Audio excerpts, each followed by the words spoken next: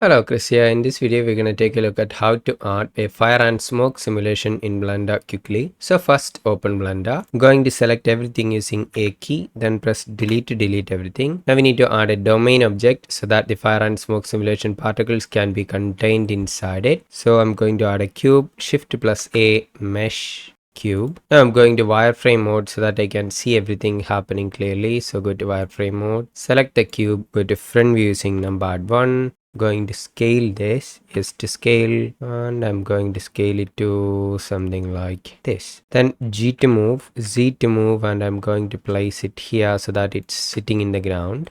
Now apply the scale, Control plus A, apply the scale. This will be our domain. Now we need a flow object so that the fire and smoke particles can be emitted from it. So Shift plus A, I'm going to add a torus, mesh, torus. Go to front view. Make sure this torus is inside the domain object. So G to move, Z to move, and I'm going to place it here. Now select the domain object, go to physics properties, then go to here and click fluid. Then change the type to domain. Then go to the domain type and change it to gas since we're going to use a fire and smoke simulation. Then select this flow object and go to here, select the fluid and change the type to flow object. Now if you go to this flow type, you can see smoke, fire and smoke, fire and liquid. First we're going to take a look at the smoke. If I select the smoke, then change the flow behavior to inflow. Now if I press play, as you can see, we got smoke in our simulation.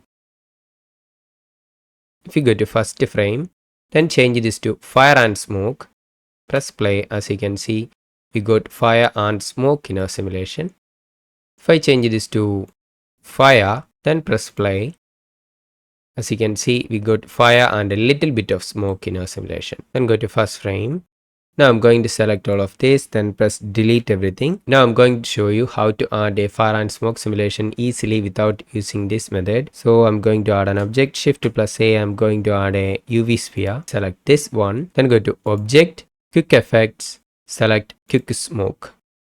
This will add a domain object in a scene like this. As you can see, if I select this domain, then go here, as you can see, we got domain type gas here automatically. Now if we select the flow object, as you can see, it will automatically add flow behavior to inflow, then add a flow type of smoke like this. Now if I go to first frame, press play, we got smoke in our scene easily. If I change this to fire and smoke, then we have fire and smoke in our scene.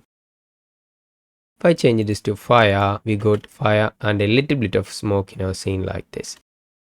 This way you can add fire and smoke simulation to your object easily without adding the domain object and flow object one by one. So select this, delete. Now I'm gonna add a cube, a UV sphere and a torus. Now we have 3 objects, select all of them. Then go to object, quick effects, quick smoke. As you can see, we got a domain objects containing all of the selected objects like this. If I go to first frame, press play, as you can see, we got smoke in our scene.